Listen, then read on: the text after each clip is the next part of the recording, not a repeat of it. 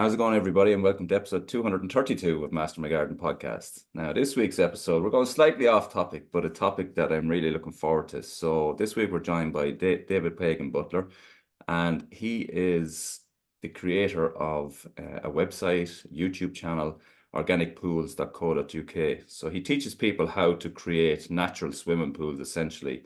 So, swimming pools that are perfectly crystal clear, that you can swim in your gardens, and no chemicals needed to keep them clean. He has devised, I suppose, a template for creating these, and he teaches people how to do it within their own gardens. A long-term listener of the podcast, Honora Power, messaged me coincidentally a good few weeks ago, asked me if I'd be interested in covering an episode on this because it was something that she was interested in creating in her own garden. And it is something that I'm interested in doing because it's something that maybe in the long term I would like to have here myself as a natural swimming pool. Then the following week, I saw that David was a speaker at the Festival of Gardens and Nature here, not too far from us in Ballintubbert in County Laois. And yeah, since then we've started the conversation, and I'm delighted to be joined today by David. So David, you're very welcome to the podcast. Thank you very much, John. It's a delight to be here. Yeah. So an interesting topic, and definitely one that's slightly off topic for, a gardening podcast, but natural swimming pools, they're becoming more popular, certainly here. I know I have two friends in the gardening sphere who basically have them in their gardens, have had for a number of years, but it's something that there is people are talking more about. And it's something that you've perfected, and I suppose you've devised your own sort of template for creating these. So maybe tell us about, where this all started for you. Like, is this, where has it started? Well, I suppose, you see, I've always been obsessed by ponds, ever since I was a kid.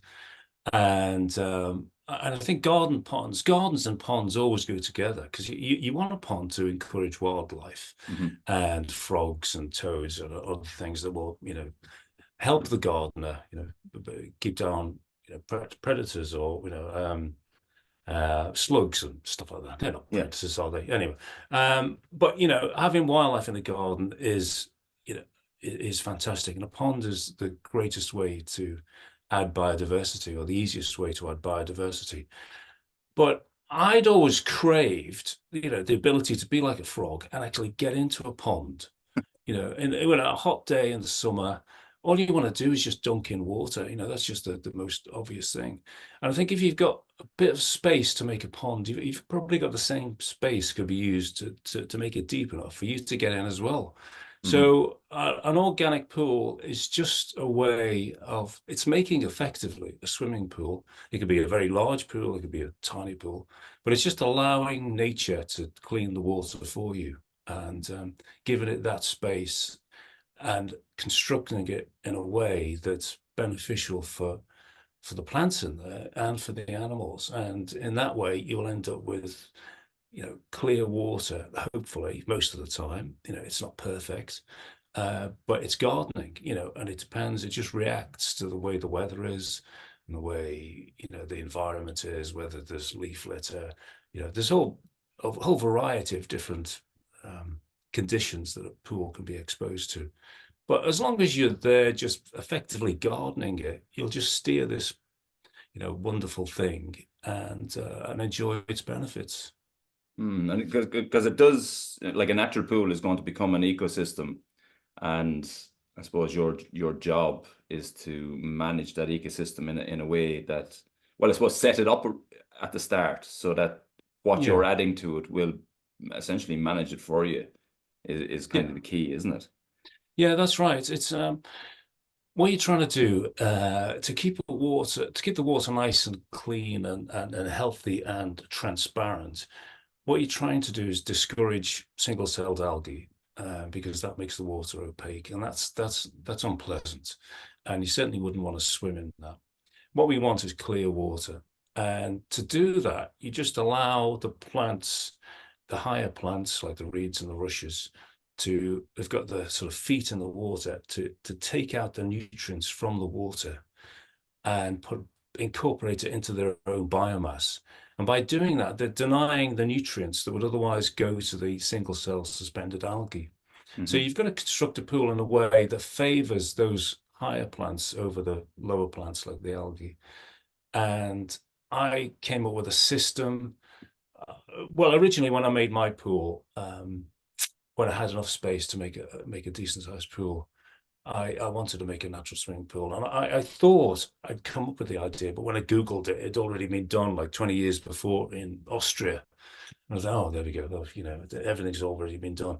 But nobody would tell. There was no information on how to make your own pool. Mm-hmm. And these companies, you know, kept their cards very close to the chest, charged a huge amount of money to install them. And so it was never an option for me. So I just thought about it and sort of thought about it from first principles and decided that, you know, the way to circulate the water in a pool in an animal friendly way is with bubbles. And so I invented this system. I was the first to do using a bubble circulation system. And it's just turned out to have just so many benefits of using this system, which is animal friendly. And, you know, and it also turns out to be, you know, very easy to construct. After all, you know, if I could construct it, then, you know, anybody can, you know. So, and it's very easy to understand. So actually, I think what was the question, John? I think I was doing all right, and then I've sort of drifted off. Not at all. No, we're going on the right Yeah. track. I suppose I was asking, you know, how to keep it right, but maybe we should go back to that original step of, right, somebody's going to dig a hole in the ground here.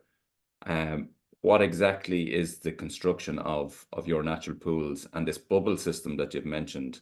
And then maybe Yeah. from there, what liner are we using? And we build Yeah. it out, even, you know, the plants, the layers of plants, the different layers of the pond. So we go back to the diggers in the garden. Diggers in the gun. What are we looking to do here? Well, yeah, it's you know, first of all, decide on how big you want the pool. Now, some pools can be really tiny. And in fact, I've made a film called A Tiny, Tiny Natural Swimming Pool, or How to Make One, or How to Make a Tiny Pool. So there's two showing you how to make a really small one. And if it's really small, you could do it without getting a digger. You could do it by hand. So for many people, that's the only option because they're constricted by space available. But for others who want to make a reasonable sized pool, like 10 meters long or whatever, then you will need a digger. Although having said that, I had a digger for this, and for my pool. Sorry, I'm saying this. I'm looking out at my pool because I'm in a shed at the moment, looking out at the pool, and I had a digger driver for this. Turned it all over and left basically, and then it poured with rain, the whole thing all slid in. So I ended up digging a lot of this by hand. So it is feasible to do it by hand if you've got lots and lots of time, and you'll certainly be fit after it. But normally have a digger in there, and the idea is just to make a hole of a particular shape. And normally the central swimming area is say 2 meters deep. 2 meters is a reasonable depth to go for. Mm-hmm. And that you sort of dig out a rectangle, or it can be a circle, but normally a rectangle for most people. Dig out this rectangle 2 meters deep, and then around the outside is going to be the planted zone, and that's the depth of that is like 1 meter to 0. So the whole thing, you end up making a sort of saucer type shape. Mm-hmm. With sloping sides all the way around, and inside this is a central swimming area, which is 2 meters deep. And the idea, so the sides that are sloping, they're helping you get down 1 meter in that slope over the 3 meters wide, and you drop down, the slope takes you down 1 meter. Mm-hmm. Down to the sort of swim zone area, and then there's a 1 meter wall there that's defining this rectangle. So you've only got to make a 1 meter high wall for the swim zone if you have this 3 meter wide slope either side of it. Yeah. So it saves you making a full 2 meter high wall, which is takes a lot more concrete blocks and requires basically sort of engineering or proper building skills to make a 2 meter high wall. So if you're restricted to 1 meter high, then anybody can build a garden wall 1 meter high effectively, which is what you're doing. Yeah. But that's going to be underwater. Yeah, and so that 2 meter swimming zone, that can be any length, any width, but you're looking for a height of water in the middle of 2 meters. Well, And 2 meters, yeah, that's right. 2 meters is a good depth to go for if you want to dive in. Obviously, if you make a smaller pool, that's not an option. So the pool will be, well, a meter or even less. mhm. But 2 meters is a good depth for people to be able to dive in safely. But also, swimmers tend to occupy about the top meter of water, when you're swimming along. Yeah, So that means you're well above the base of the pool, where you tend to get if the water's clear, you'll get a lovely biofilm on the surface, which is like a sort of thin gelatinous layer. And then that is helping to keep the water hygienically clean, because any organic matter that drifts down there will be digested by like shrimps and various underwater mollusks and whatever. So that organic matter will be decomposed.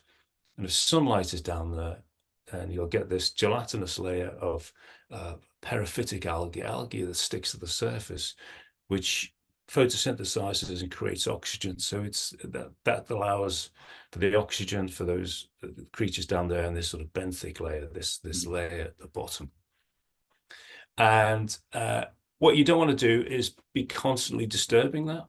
So if your pool is only 1 meter deep and you're swimming in it, you'll tend to churn that up at the bottom. yes. So it's a way of looking after the ecology, is having a deeper water to protect that biofilm. So that's one aspect. But yeah, diving in for recreational use, 2 meters is a good depth to go for. It can be deeper. Many pools are made deeper. Like help the pool is like 4.5 meters deep. It's like scuba diving to go down there. Yeah, the depth is not important. I mean, anything over 2 meters is great, but the water will be, if it's deeper than that. The other thing is it gets too cold, or it can get very cold. So 2 meters is like a fair balance, really, between the various issues. Because you want the shallower the water in the summer, the warmer the water will be. Yeah. And obviously deeper it'll be colder. So you want, that's about the sort of 2 meters, about the sort of sweet spot for this climate. In Ireland or in UK or whatever, we want it's that sort of it gets moderately warm, but not too much. Yeah. So that's central area. So essentially, what you're saying, from the outer edge of your swimming area, you're going to be stepping back 3 meters, and with a fall, as you're coming inwards, a fall inwards of 1 meter. And then your swimming area in the middle can be as big or as small as you want, so long as you're trying to get this balance of 2 meters roughly. For the perfect one.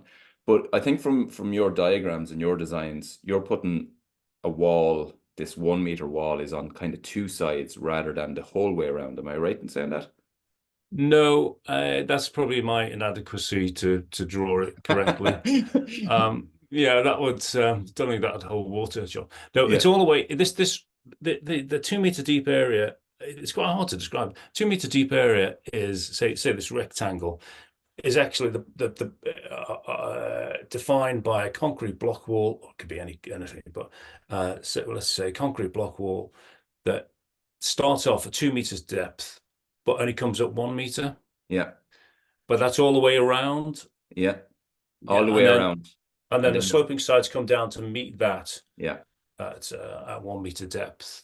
And are you putting in an EPDM pond liner then, or any sort of a pond liner here? Yeah, exactly. Yeah. So once you've got the shape of the pool, which is this sort of saucer shape, yeah, the pool all the way around, then you put on various layers of liner. The first thing you do is put down a fleece, the sort of geotextile fleece, protective fleece, That goes over the whole area. You can use old carpets or whatever. People, sometimes, use that, which is fine.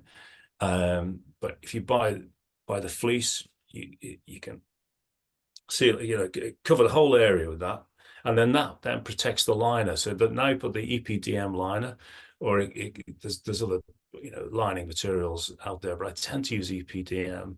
But there's butyl and there's PVC, various things are available. But if you wanted, the cheapest way to do it is really to use a single sheet of membrane to go over the whole lot.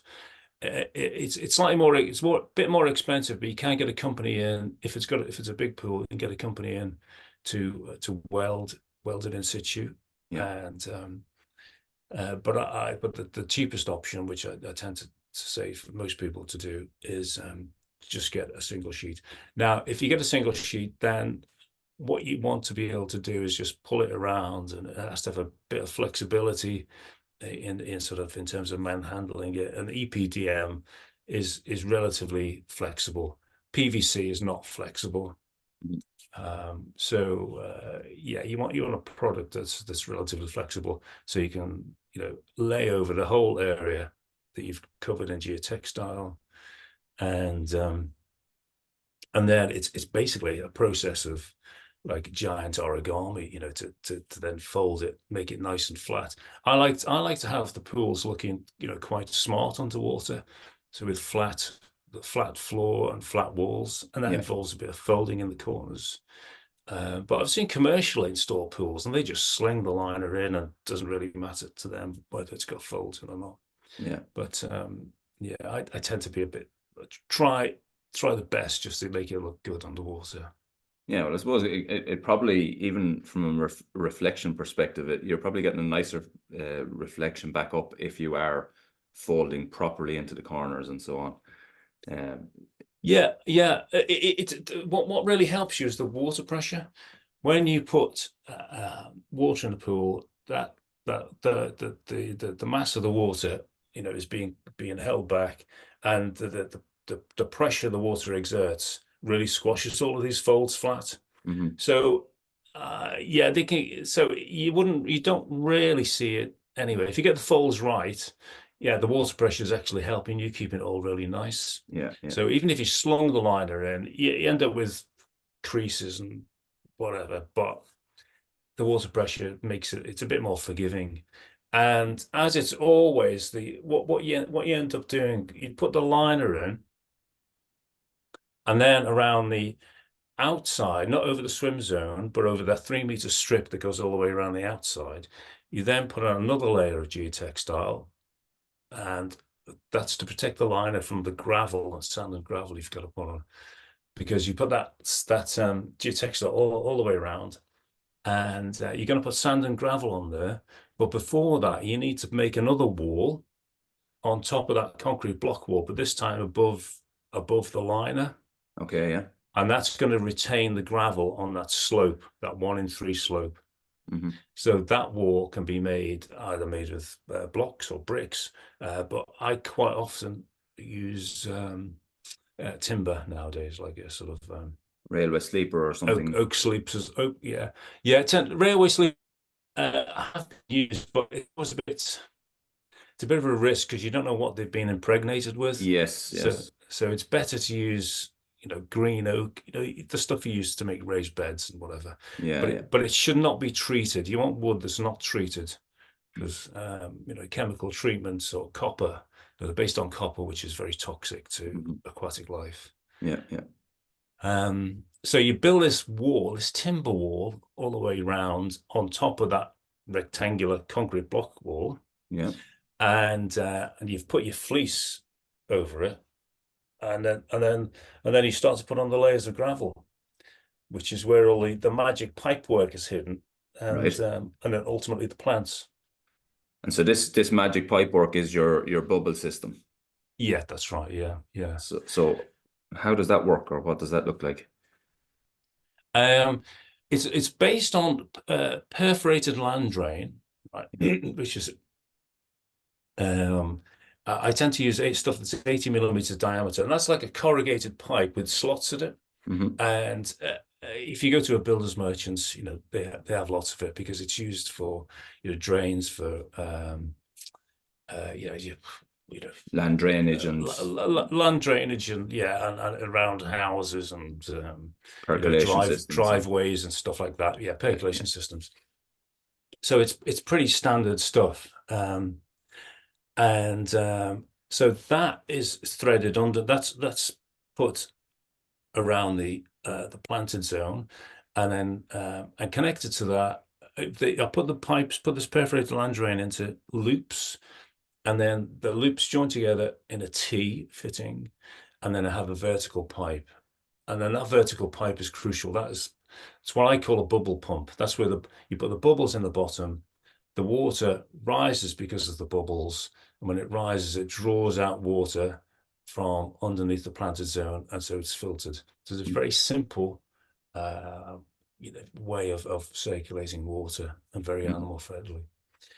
So those loops of perforated land drain, come together at a vertical, and then those loops get covered in a coarse gravel, like sort of 20 millimeter standard coarse gravel. So, and you just enough coarse gravel to bury those pipes. So you probably have about 150 mil or 6 inches of coarse gravel covering those pipes. Yeah.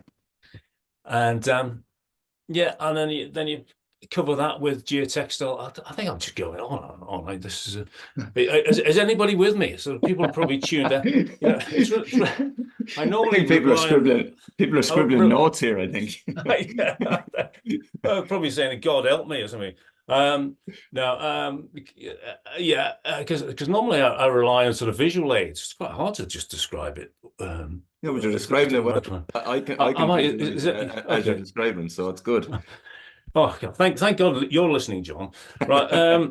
Anyway, if anyone else is listening, so on top of that layer of coarse gravel goes another fleece geotextile, and then ultimately, thank goodness. Ultimately, on top of that, you then put your mix of sand and gravel, which is low in nutrients, and then that's going to be your plant substrate. That's what your plants are going to grow in. Brilliant. So all you're going to see on that slope are your sand and gravel and plants. Yeah. And everything else is hidden.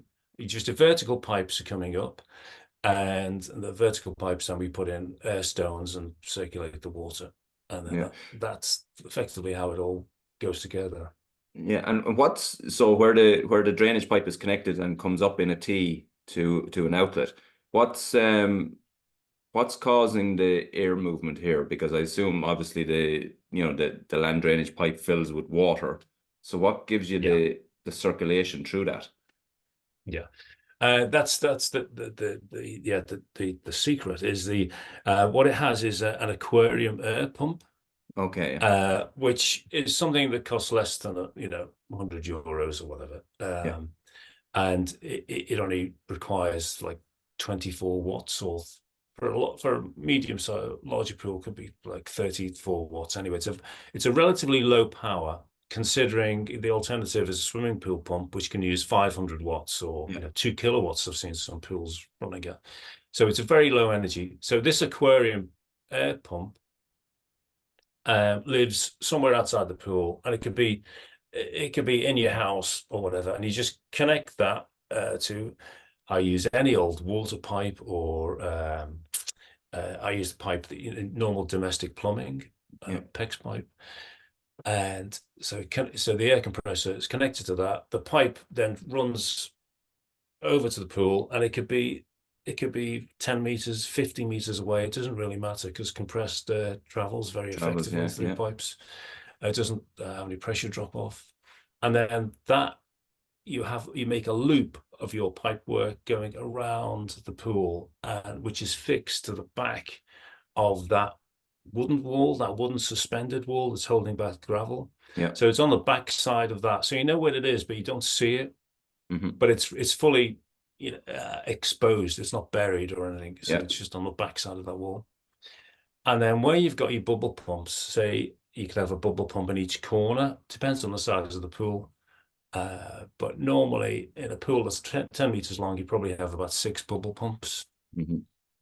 Every time you have a bubble pump, you just put a T piece on your chosen pipe that you've used, whether it's 15 mil or 16 mil plumbing pipe or 20 mil water pipe, whatever it is, you just put a T fitting on it and then tee off the into a smaller silicone pipe, which then you put in an air stone, and you then this silicone pipe is just over a meter long or whatever, probably about 2 meters long, and it just comes up and then drops down the pipe. So it's all very simple, and then that produces the air compressor provides the air to blow bubbles out of these air stones inside the pipe, and it's that flow upwards of those bubbles which is drawing the water up and circulating the water of the whole pool. Yeah, brilliant. So we have our construction sort of done now, and I suppose the biggest component of keeping this clean, and like it is clean because I've seen videos of you in some cases drinking the water from the from Yeah, the it's madness. Yeah, yeah. yeah.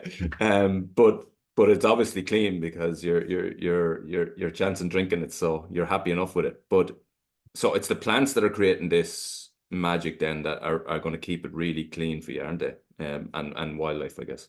Yeah, the plants are providing the sort of right sort of background, or the right sort of right setting for algae to be not prominent in the pool. So that's the sort of background influence. The real active filtration that's going on is done by little tiny crustaceans called Daphnia, Yeah. and then they're almost, there's a whole variety of different species of them, but they tend to be about a millimeter, that sort of order size, and sort of semi-transparent. So it's very difficult to see, but those guys are just brilliant. They go along and they're grazing on that single-celled algae and actively filtering the water for you. So they're the real things that are keeping the water clear. Um, but you need the plants to be constantly withdrawing nutrients from the water. Yeah. So if if there's too many nutrients, the algae will suddenly bloom, and it'll be too much for the Daphnia to cope with. Mm-hmm. So it's the plants that are doing the main job in getting the environment correct for clean water, but it's animals like Daphnia that are the agents to get it really clean. Yeah. And do you add these Daphnia, or do they appear when you create your pond? They appear. Now you can, if there's a good local pond, then you can sort of inoculate a pool with a bucket of that water. Yeah. But it's always better just to leave nature just to sort it out. You'll be amazed just how quickly they get there. But up until a few decades ago, nobody knew how Daphnia got from one pool to another, because they're just these little crustaceans with a single eye. So, some of them are called cyclops. But they lay their eggs on the carapace of back swimmers. I don't know if you've seen they're like insects that are just below the surface of the water, and they've got oars. They look like water boatmen. Water boatmen is another name for them. Yeah. And yeah, they lay their eggs on the carapaces of these, and then these amazing beetles, when they want to, they can climb out of the water, flip upside down. They're white when they're upside down. Well, it's odd enough it's the right way up, and yeah, wings come out and they go off and fly to another pond. So they take the eggs with them. So that's how the Daphnia get from pond to pond. Brilliant. But because they're species, so many rich species, there are species that are suited to a particular environment. So you can buy Daphnia from aquarium shops and whatever, but they're bred to be fed to fish. And those Daphnia could have come from Thailand, could have come from anywhere. Mm-hmm. Yeah. So you wouldn't go to a fish shop, wouldn't go to an aquarium shop and buy some Daphnia thinking you're doing a good thing about introducing them into the pond. Just Yeah. let nature bring their own varieties in. Yeah. I suppose something else that springs to mind there. So the filling of this pond, obviously a lot of people are on mains water systems and you have chlorine in it and whatever else is in it. Um, it's probably not the best thing to fill it with at the start, I would imagine, because you know you have chlorine in it and so on. Would that, or how do you approach filling it for the first time? Yeah, it's always best to fill a pool with roof water if possible. So collect water off the roof or rain falling directly on the pond and just be patient. Hmm. But most of us, including myself, are not that patient, and you can see you can fill with tap water. But the chlorine in tap water is not the issue. It's fine. That evaporates relatively quickly. What is the problem is that the water companies, especially in the UK and in hard water areas especially, they add lots of phosphorus in the form of phosphoric acid or whatever. And another reason for this is to inhibit um, uh, the the um, the solubility of lead into the water as well. That's my understanding why they put this phosphate in. Um, so and it's perfectly fine to drink, obviously, but the phosphorus is the key limiting nutrient in the ecosystem of the pool. And so there can be many other, all the other nutrients for life will be there, or the elements needed for life, like nitrogen, oxygen, carbon, hydrogen, and oh, I think that's about it, really. But all of those elements are there in abundance, but phosphorus is the key limiting nutrient.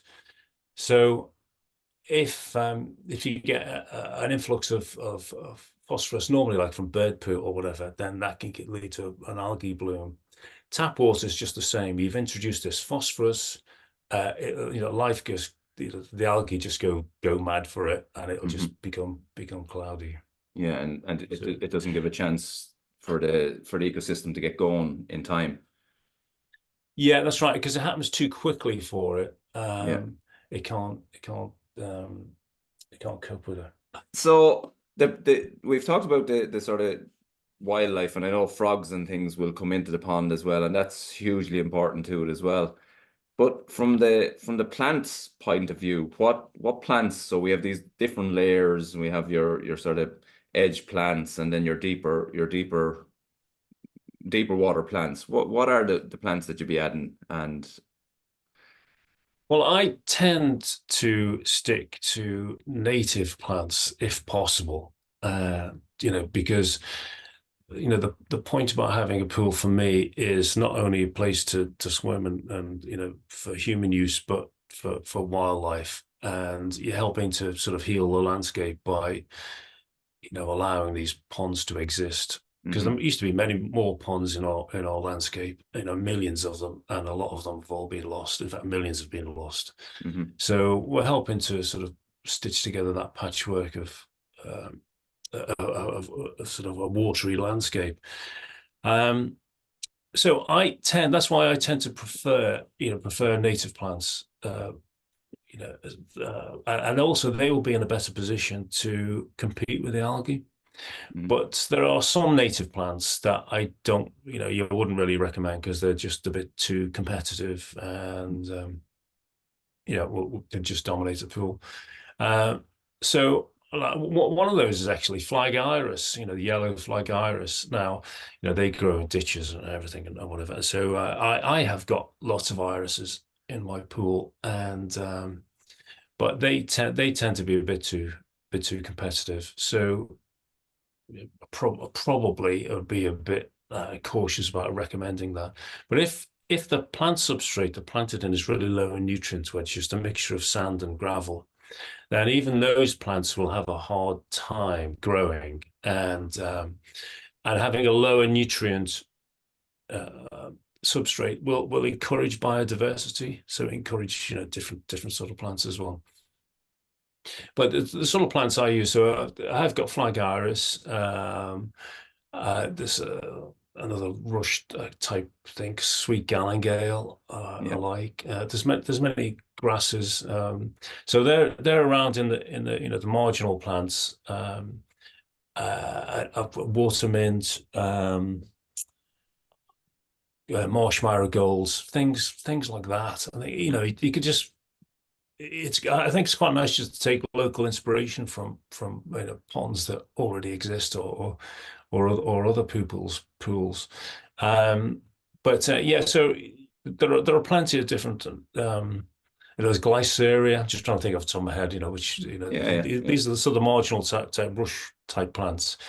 And then as the water gets deeper, then you get like water mint and frog bit, and there's other floating leaf plants, and then deeper water still, you get the lilies, and I tend to use just the native lily, the Nymphea alba, but I wouldn't be at all. I've got some pink lilies and whatever. So for lilies, I wouldn't. It's worth it's a non-native one or one that's been bred to be a pretty color is still doing a good job in absorbing nutrients and providing shade, which again inhibits algae. So I wouldn't be too, you know, um, you know, um, rigorous about keep it to a native species. You can cosmetic reasons are a good reason in itself as well to for any plant choice. But you don't want to. You're trying to avoid the only ones to try and avoid really are like non-native species, and you get stuff like crassula, and not because a Norwegian pygmy is not. It's um New Zealand pygmy and monkey flowers. Although they're lovely, very pretty. All right, maybe I'm a bit more tolerant of some non-natives, but there are some non-native plants you really don't want. There's some I've made a mistake. I've used Canadian pondweed, which is what everybody who puts in ponds tells you to put in, and it's a blinking disaster. So mine's all gone now, thankfully. The native plants have eventually pushed it out, but there are So some plants takes like that. over, is it? Yeah, it takes over. It's very good at absorbing nutrients and clearing water, but it does take over. You have to take it out. But if you put in native species like I'm talking about oxygenating plants or the submerged plants like milfoils, um, hornwort, that sort of thing, they in the long term will take over, will sort of displace that Canadian pondweed, but don't put it in the first place. And that's a mistake I made, or because that was the received wisdom was put in this stuff.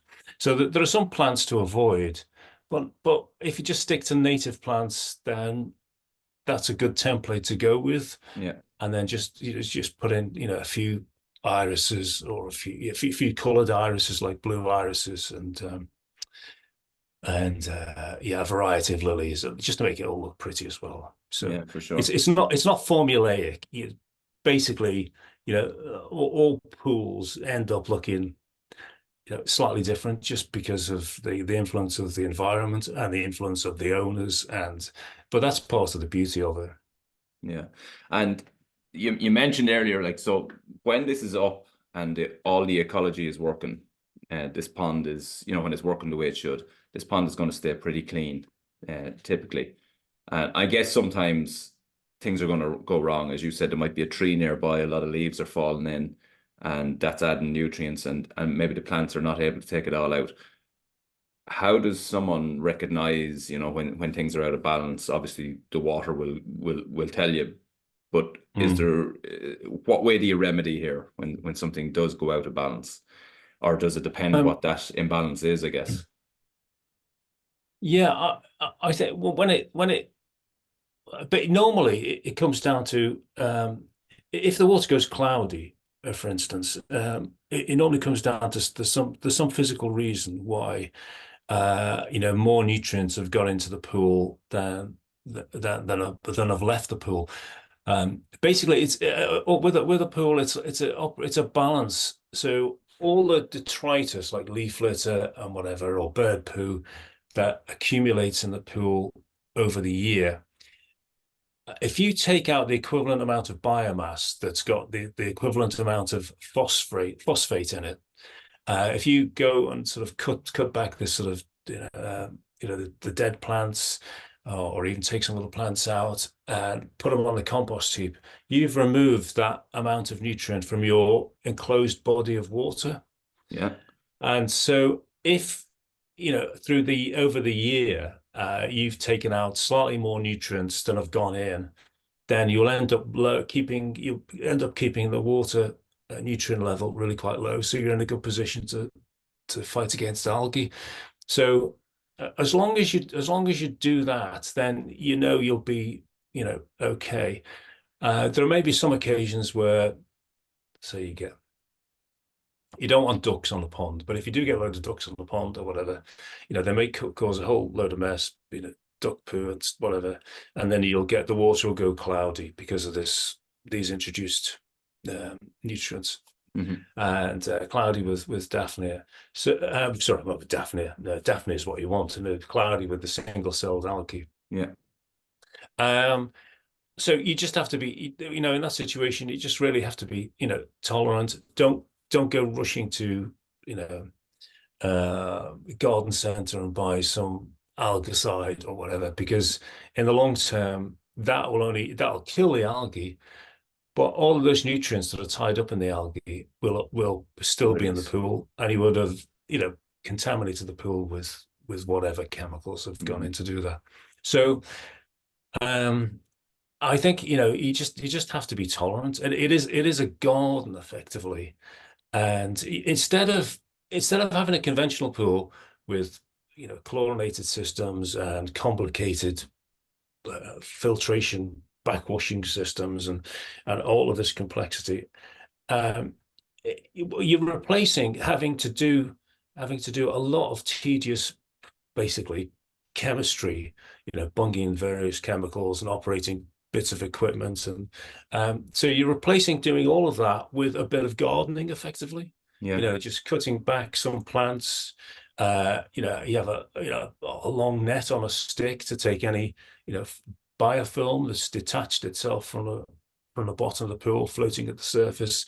It can look a bit unsightly, but it's not a big problem. It's not a health problem, but it's nice just to be able to fish it out.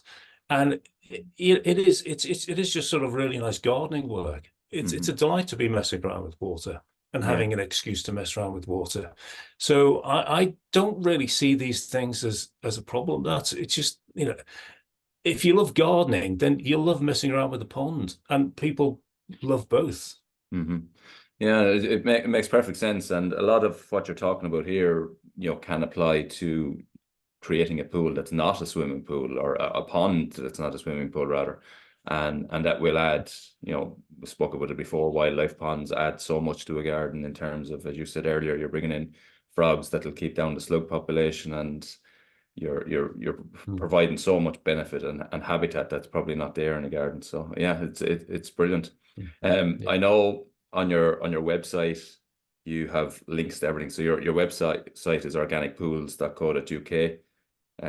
Yeah. You do courses, there's video tutorials. So tell people all about that, and how they can, I suppose, start the process or initiate the process of creating a pool. Your courses. Yeah, well, I think the first port of call really would be just have a look on my YouTube channel, because I've inadequately tried to describe how you make a pool, but on my YouTube channel, at least I'll show you. Yeah. So my YouTube channel is the most ridiculous name. It's David Pagan Butler. I didn't know how to name channels in those days when I started it. So anyway, David Pagan Butler, and so I've got a whole range of different videos to cover different aspects, from choice of gravel and how to put gravel layers in, and how to pull a sheet of liner over by having people either side and running really quickly. But I've got examples of how many pools that I've helped with have been made. So That would be the first. Just have a look at that. And quite often people just look at my YouTube channel and then just go off and make a pool, and I don't hear anything of it until about 5 years later. People just say, "Thank you, I've been enjoying this pool for years," and they just absolutely loved it, which is delight. But a lot of people, do want to come, want to listen to me. Oddly enough, I don't know what's wrong with them. But I do courses, and in fact, I'm doing a course tomorrow. So I'm supposed to be sort of preparing for the course tomorrow. Sort of setting up demonstrations and stuff. So I do a course roughly about once a month in the summer, and That's an here in in-person course. that's right, yeah. So that's here in Norfolk. So you can the booking for that is Organic Pools bookings, or is it? Oh, I'll never get it right. Organic Pools bookings uh, at at me. That's not right, is it? Anyway, God knows what it is. You'll find Have it on a the website anyway, I'm sure. So it's on my website. yeah, yeah. Yeah, that's a bit better than my memory. Um, yeah, so the whole courses, and I've got various demonstrations, and I show people how to make various bits of equipment like skimmers, and show people how bubbles in pipes move water around, and different diameter pipes and stuff like that. It sounds dreadfully engaging, just now, sort of dreadfully boring, but it's apparently people like it. So I'll find out tomorrow. I'll let you know tomorrow, John, how my latest course goes.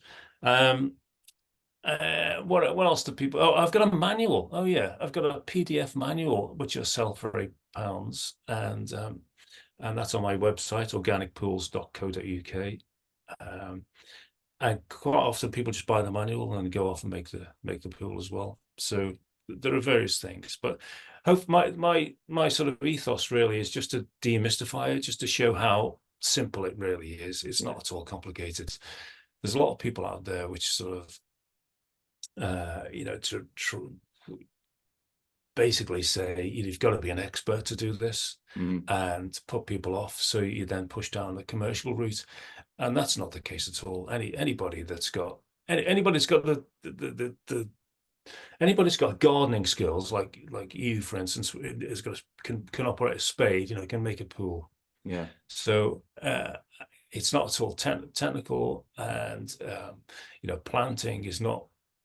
It's not critical. There's no critical point where you need an expert, basically. Yeah, So it's funny, I think like your YouTube channel is quite big. You get a lot of listeners or a lot of viewers on your YouTube channel.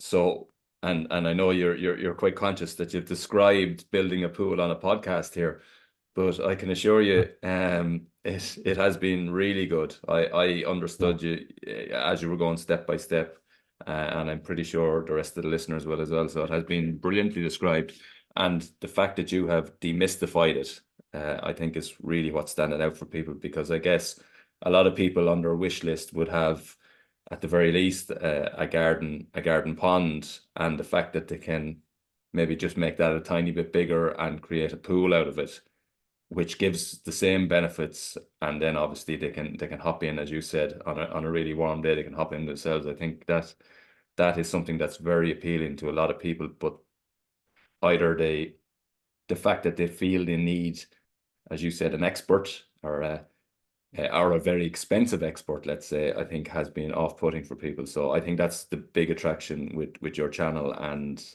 definitely how you've described it today has been top class. So YouTube channel, I'll put the link in the show notes for the YouTube channel. Your website again is organicpools.co.uk. Once you land on the website, you'll find all of those booking things that you were mentioning there, the courses and all of that. But it has been a fascinating chat. I know you're conscious of it being boring, but it wasn't at all. It was really, really interesting. John, I have been so worried about that. I think this has been the toughest challenge ever, is to try and describe how to make a pool via a microphone. Yeah. Yeah. So thank you for bearing with me, and it's been an absolute pleasure to chat to you, John. Yeah, and it's been a real pleasure to have you on. And I'm sure lots of people will go off afterwards and either attempt or contact you for some of your guides and so on. So thank you very much for coming on Master My Garden podcast. That's been Cheers, this John. That's been this week's episode. A huge thanks to David for coming on. Really interesting episode, and definitely I can understand, David saying this is difficult because it is difficult to describe a construction piece or anything that you're trying to describe in the physical realm on a podcast without the aid of visuals. But he did a brilliant job of describing it, and if you check out his YouTube channel, you'll see everything that you'll need to know about creating a pond. Really, as I said, a lot of people wish and want to have a pond in their garden, and then with this information, it's a small extension to create it into to a fully fledged pool for you and your family to enjoy. So why not have a go at it? It's certainly something that's on my wish list for the coming years, and hopefully Honora, who requested the episode, is able to get hers over the line over the next while as well. So that's been this week's episode. Thanks for listening, and until the next time, happy gardening.